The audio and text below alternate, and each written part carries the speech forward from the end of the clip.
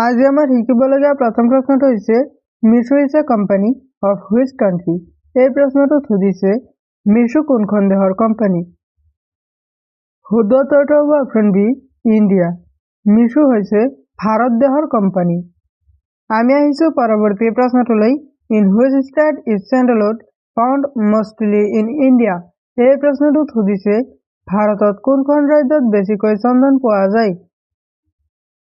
ইয়াৰ ভিতৰত শুদ্ধ উত্তৰটো হ'ব অপশ্যন চি কৰ্ণাটক। ভাৰতৰ কৰ্ণাটক ৰাজ্যত বেছিকৈ চন্দন পোৱা যায়। আমি আহিছোঁ পৰৱৰ্তী প্ৰশ্নটোলৈ। In which city did electricity come first in India. এই প্ৰশ্নটোত সুধিছে ভাৰতত কোনখন চহৰত প্ৰথমে বিদ্যুতৰ প্ৰচলন হৈছিল। ইয়াৰ ভিতৰত শুদ্ধ উত্তৰটো হ'ব অপশ্যন বি ইন কলকাতা। ভাৰতৰ কলকাতা চহৰত প্ৰথমে বিদ্যুতৰ প্ৰচলন হৈছিল। আমি আহিছোঁ পৰৱৰ্তী প্ৰশ্নটোলৈ। ৱেৰ ডিড গৌতম বুদ্ধ ডাই। এই প্ৰশ্নটোত সুধিছে গৌতম বুদ্ধৰ মৃত্যু ক'ত হৈছিল। তোমালোকক চাৰিটা অপশ্যন দিয়া হৈছে। অপশ্যনসমূহৰ ভিতৰত শুদ্ধ উত্তৰটো কি হ'ব। ইয়াৰ ভিতৰত শুদ্ধ উত্তৰটো হ'ব অপশ্যন ডি কুশীনগৰ। গৌতম বুদ্ধৰ মৃত্যু কুশীনগৰত হৈছিল। আমি আহিছোঁ পৰৱৰ্তী প্ৰশ্নটোলৈ। What is a house made of ice cold.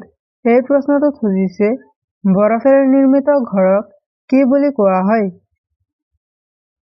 ইয়াৰ ভিতৰত শুদ্ধ উত্তৰটো হ'ব অপশ্যন এ ইগ্লু। বৰফেৰে নিৰ্মিত ঘৰক ইগ্লু বুলি কোৱা হয়। আমি আহিছোঁ পৰৱৰ্তী প্ৰশ্নটোলৈ। Which is the largest fish producing country. এই প্ৰশ্নটোত সুধিছে সৰ্বাধিক মাছ উৎপাদনকাৰী দেশ কোনখন। তোমালোকক চাৰিটা অপশ্যন দিয়া হৈছে। অপশ্যনসমূহৰ ভিতৰত শুদ্ধ উত্তৰটো কি হ'ব। ইয়াৰ ভিতৰত শুদ্ধ উত্তৰটো হ'ব অপশ্যন চি চাইনা। সৰ্বাধিক মাছ উৎপাদনকাৰী দেশখনৰ নাম হৈছে চাইনা। আমি আহিছোঁ পৰৱৰ্তী প্ৰশ্নটোলৈ। When did Gandhi's photo stand appearing on notes? এই প্ৰশ্নটোত সুধিছে গান্ধীজীৰ ফটোখন কেতিয়াৰ পৰা নোটত ছপা হ'বলৈ ধৰিলে। ইয়াৰ ভিতৰত শুদ্ধ উত্তৰটো হ'ব অপশ্যন এ 1969। গান্ধীজীৰ ফটোখন 1969 চনৰ পৰা নোটত ছপা হ'বলৈ ধৰিলে। আমি আহিছোঁ পৰৱৰ্তী প্ৰশ্নটোলৈ। Which is the largest railway station in India. এই প্ৰশ্নটোত সুধিছে ভাৰতৰ সৰ্ববৃহৎ ৰেল ষ্টেচন কোনটো। ইয়াৰ ভিতৰত শুদ্ধ উত্তৰটো হ'ব অপশ্যন চি হাওৰা জাংচন। ভাৰতৰ সৰ্ববৃহৎ ৰেল ষ্টেচনটোৰ নাম হৈছে হাওৰা জাংচন। আমি আহিছোঁ পৰৱৰ্তী প্ৰশ্নটোলৈ। Who named the Indian currency rupee. এই প্ৰশ্নটোত সুধিছে ভাৰতীয় মুদ্ৰাৰ নাম কোনে টকা ৰাখিলে। ইয়াৰ ভিতৰত শুদ্ধ উত্তৰটো হ'ব অপশ্যন ডি শ্বেৰ শ্বাহ চৌধুৰী।